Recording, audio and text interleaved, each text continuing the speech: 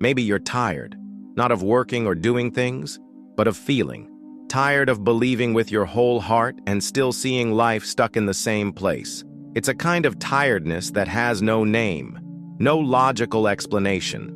A tiredness that comes from within, as if every sprouting hope is accompanied by a shadow whispering, "It's not going to work for you."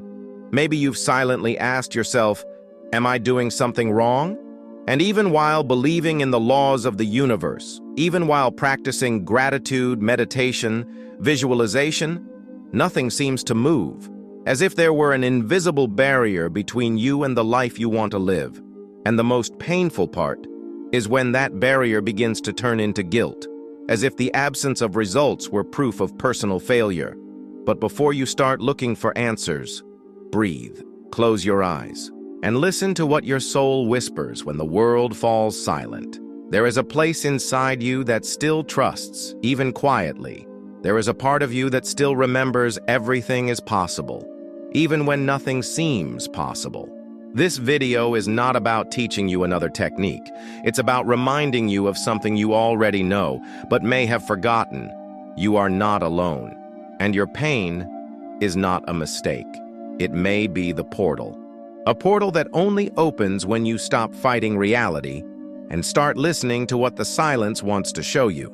There is a constant effort to try to change reality through the force of thought, to believe that if you affirm enough, visualize strongly, and keep your mind positive, the universe will respond.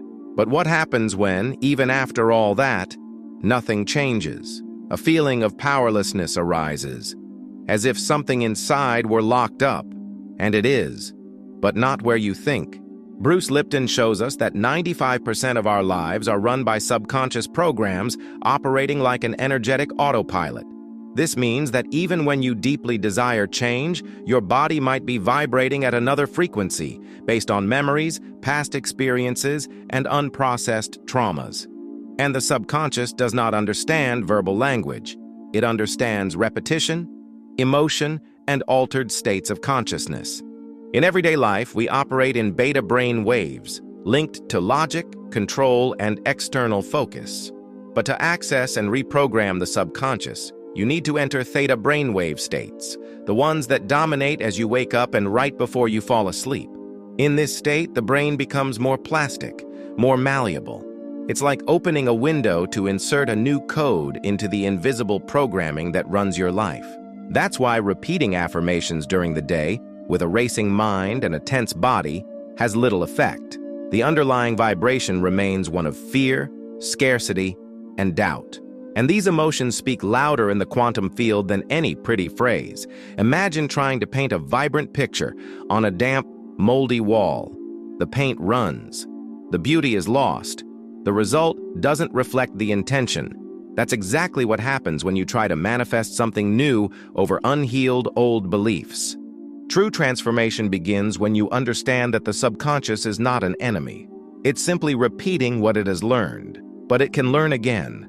And that changes everything.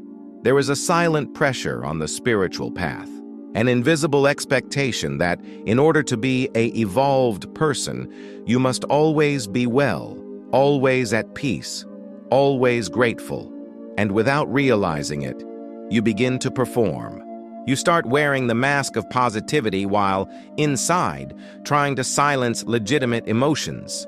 Fear, anger, insecurity, sadness, all of it gets hidden, camouflaged under a spirituality that is turned into a performance. And this disconnection is exhausting. It hurts. And above all, it blocks.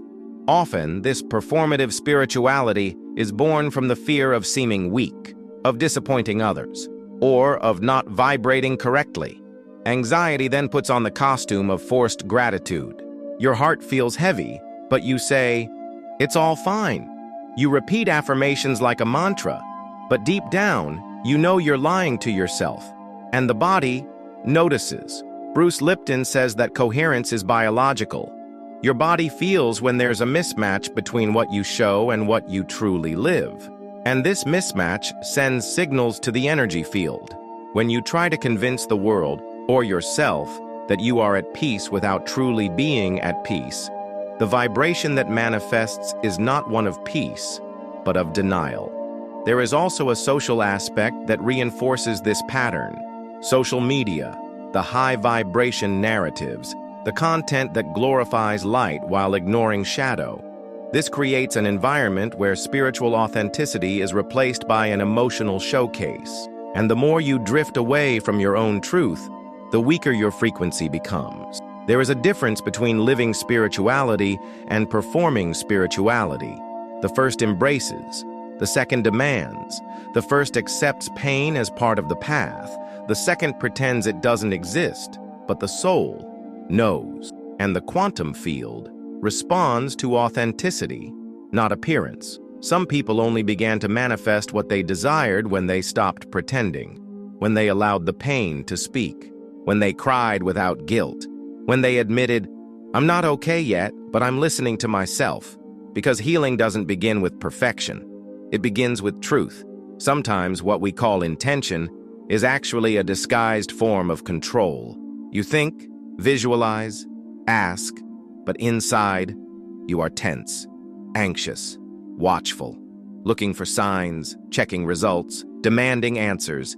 And without noticing, the desire that was born light turns into pressure, into anxiety, into absence. That's when the flow is interrupted. Bruce Lipton explains that intense emotions activate the limbic system. And when that happens, the amygdala interprets it as a threat. The body releases cortisol, the stress hormone. And in that state, you leave the frequency of creation and enter the frequency of defense. The field closes, the body contracts, and what should be a state of receptivity becomes a state of resistance. Joe Dispenza also highlights this when he says that true intention comes from a place of surrender. It is imagining with the heart, not waiting with the mind. It is feeling as if it already is, not searching for signs that it will be. Because waiting, deep down, reveals that you still doubt, that you still feel separate from what you desire. And that separation vibrates. Expectation is impatient. It demands. It wants answers. It tries to control time. But the time of manifestation is not chronological. It is vibrational. The more you wait with urgency, the more you communicate to the universe that it is still far away, and the universe responds with more distance. True intention is like planting a seed.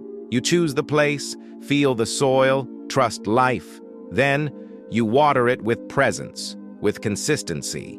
But you never dig every day to see if the root has grown, because you know nature honors its own rhythm, and that the sprout will come in the right time of the frequency. Conscious breathing can be a precious ally in this process. When you take a deep breath, you tell your body, "We are safe." When you exhale slowly, you dissolve attachment. And in that silence between one breath and the next, the present reveals itself. And in it, there is no urgency, only trust. Sometimes you try so hard to change on the inside, but on the outside, everything remains the same. The house, the sounds, the faces, the conversations, the same scenery as always, the same words repeating old programming, and it feels like trying to raise your own frequency while being immersed in a field that vibrates the opposite. You feel you're trying, you're seeking, you're praying, but something always pulls you back, as if your soul were trying to fly, with your feet tied by invisible bonds. Bruce Lipton brings an essential teaching from spiritual epigenetics. The environment shapes your energetic expression just as much as your thoughts. In other words, it's not enough to work only internally if, around you, everything reaffirms the beliefs you want to let go of. The place where you sleep, what you watch, the voices you hear, the people you allow into your field. All of this communicates with your body at a biological level. All of this influences how your cells interpret the world, and consequently, how you vibrate. Imagine trying to make a crystal vibrate at a high frequency while it's still submerged in mud. The mud here is not physical dirt. It's energetic density. It's emotional noise. It's harsh words, chaotic environments, negative news, toxic relationships, repetitive habits that stifle expansion. It's everything you tolerate. that slowly shapes your vibration without you noticing. Manifestation is a dance between what you feel and what the environment allows to flourish. If your field is saturated with stimuli that misalign your energy, your internal effort starts to wear out, not from a lack of spiritual strength, but from an excess of external resistance. It's like trying to meditate in constant noise, like trying to sleep with the lights on. The body doesn't rest, the soul doesn't listen. That's why becoming aware of your environment is an act of deep self-love. It's not about running away from the world. It's about gently and truthfully auditing what you allow into your field. Sounds, images, words, presences, everything communicates with your cells. Everything records information in your biology, and everything, absolutely everything, influences what you manifest. Sometimes it's not that your faith is weak, it's that your field is too heavy, and when you begin to cleanse, reorganize, and quieten, something inside you aligns, and life begins to respond with more lightness, because the universe listens to what you feel, but it also listens to where you live. Everything you desire already exists in some frequency, but it only becomes real when you become compatible. And that compatibility doesn't happen only through positive thinking or mental effort. It happens when emotion and belief become a single vibrational field. Bruce Lipton calls this the coherence between mental image and cellular response. When what you imagine meets a true emotion, your body responds as if it were already happening. And it is that response that communicates with the field. Joe Dispenza deepens this view by reminding us that the body needs to be taught to feel the future before it arrives. This isn't fantasy. It's neuroscience applied to spirituality. When you imagine with intensity and feel with sincerity, the brain begins to create new connections. The heart emits new signals. The cells register new information, and the field around you begins to reorganize reality based on this new vibrational coherence. But there is a subtle and essential detail. It's not enough to say, "I want." You must transform that desire into intimate certainty, into, "I am capable," into, "This already lives within me." Because "I want" vibrates absence, it vibrates distance, it vibrates uncertain future. But "I am capable" vibrates presence. It vibrates active possibility. It vibrates manifestation in progress. The change, then, is not only mental. It is energetic. It is biological. It is magnetic. A symbolic practice that brings this teaching together is recording your own voice saying phrases that represent the reality you want to live, not as a wish, but as a presence already embodied. Then, listening to these recordings in a relaxed state, especially at moments when the brain is in alpha waves, such as before sleep. When you hear your own voice saying, "I am worthy of love," "I live in peace," "I am prosperous," the body recognizes that sound as an intimate truth and begins to vibrate accordingly. This process is like aligning the tracks and the train in the same direction. The train is the desire. The tracks are the belief. If they're not aligned, there is no journey. No matter how strong the locomotive of your wanting is, if the invisible structure of your belief is pointing somewhere else, you will remain stuck in the same place. Manifestation is not about wanting hard enough. It's about feeling in coherence. And when feeling aligns with believing, life responds, not as a reward, but as the inevitable reflection of your most intimate vibration. Manifestation doesn't fail because you want too little. It fails when your frequency is muffled by layers of internal noise you have yet to recognize. Inherited doubts, old fears, silent beliefs operating behind every request, every prayer, every attempt at change. The quantum field doesn't respond to what you want. It responds to what you consistently vibrate. Bruce Lipton reminds us that although we are beings programmed by the past, we are also deeply reprogrammable. The brain's plasticity and the intelligence of the cells allow you to create new possibilities when you stop merely repeating phrases and begin cultivating new sensations. When you stop acting like someone searching and start living like someone who has already found. Neville Goddard, with his precise wisdom, says, It is not the isolated action that creates. It is the felt imagination, the imagination that touches the body, that changes the breath, that warms the chest. That transforms the inner silence into a fertile field of possibilities. You manifest what becomes familiar to your vibration, what you accept so deeply that your whole body recognizes it as truth.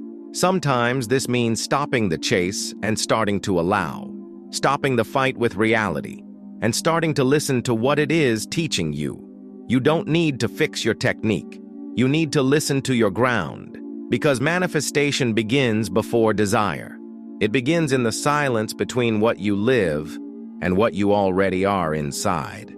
And what if, deep down, you were already vibrating what you've been waiting for, but had never stopped to feel it?